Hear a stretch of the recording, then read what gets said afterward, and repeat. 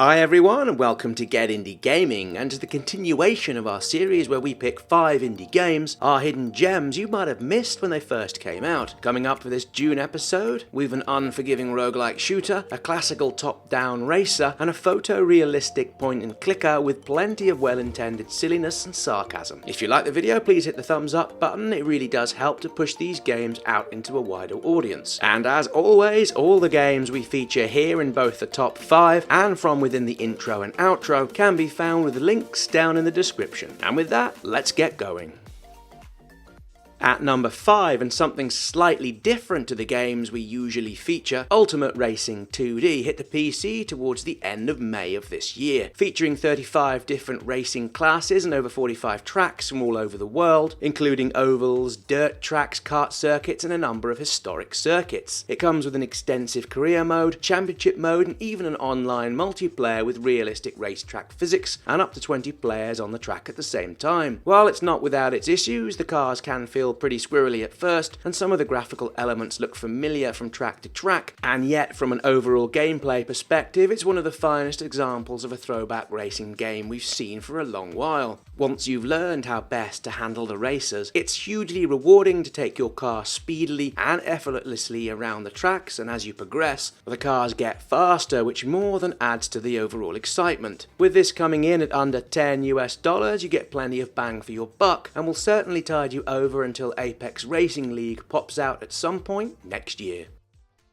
At number 4, Death Road to Canada follows the adventures of a randomly generated road trip from Florida to Ontario, all within a zombie-infested landscape where you're constantly forced to make life and death decisions that come nicely wrapped with plenty of charisma and character development. At its core, the game offers a spin on the well-travelled text-adventure game where you're given multiple options to drive the story forward. Some might find this one to be a tad heavy on the tech side of things, so if that's a concern, you're unlikely to be a fan. In the generic mode, you're able to choose from a selection of characters, and if you fancy it, take a buddy with you for the ride. Most of the game is spent within the car, and you need to keep a careful eye on the text, your car's fuel level, your supplies, and overall morale. Throughout your journey, you're offered locations where you're able to stop and resupply, recruit additional passengers, and go out bringing the good news to the hordes of zombies via a selection of guns, melee weapons, and other things you find left lying about the place. The graphics are fun and playful, and the soundtrack is another high point, with it delivering plenty of earworms, and we found ourselves humming a good few of the tunes long after we stopped playing. While this first came out on the PC back in July 2016, Death Road to Canada hit the Switch, PlayStation 4 and Xbox this past May 8th.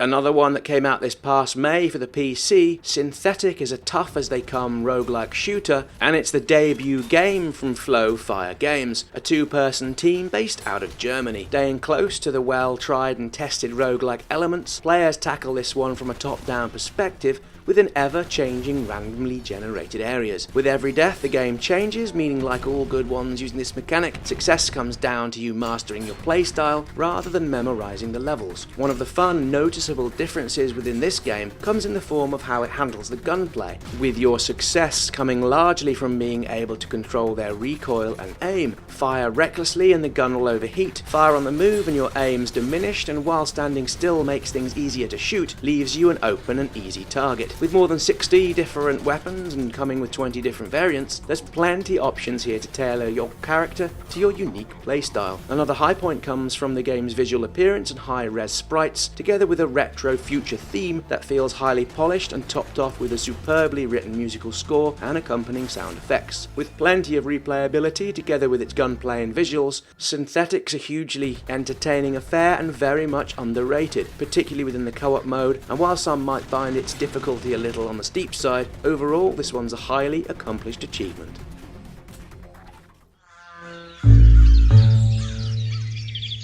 Have you ever wondered what the world would look like if you were the size of an ant.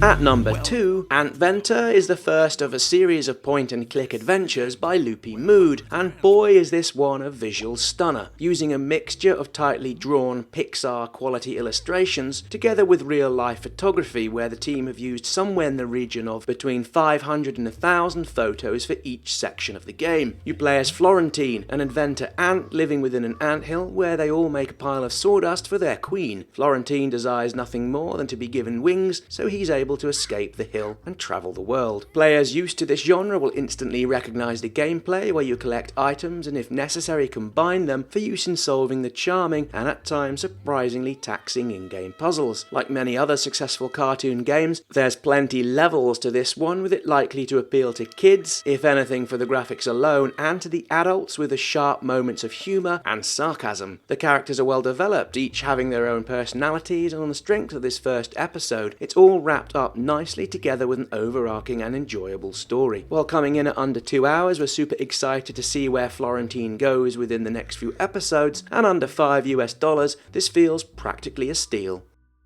Our number 1 indie game hidden gem for June comes from Berserk Studio. Whilst first shown a good few years ago, Just Shapes and Beats slipped off our radar until only a few days ago, where we saw it in a background piece on this year's E3 event. As perhaps given away in the name, what we've got here is a rhythm game about shapes and music that sees you avoiding explosions, lasers, and plenty other obstacles, all timed to catchy chiptune music. While it comes with a single-player campaign, the most fun and enjoyment to be had here comes with the local and online multiplayer options with up to 4 players on screen at the same time. In this mode, good-natured chaos reigns, and with a group of friends, it all becomes highly addictive, making for an excellent Friday or Saturday night in front of the TV. While some might argue the design is fairly simple, the aesthetic works perfectly, as does the soundtrack and the effects, which naturally enough can make or break any given rhythm game. A few issues aside, we found this one highly entertaining and a fun-filled experience, so please go grab this one, get yourself a decent pair of headphones or turn your TV volume up nice and loud. Trust us, it makes all the difference. And with that, we're just about done for this Indie Game Hidden Gems episode. See anything you want to play, or perhaps have a suggestion for games we should feature next month? Please leave us a comment and let us know. If you like the video, please click on that like button, and if you're not subscribed, today would be a great time to do so if you're a fan of indie gaming. As always, thank you very much for watching the video. You can follow us on Twitter, and we'll see you again right here soon on Get Indie Gaming.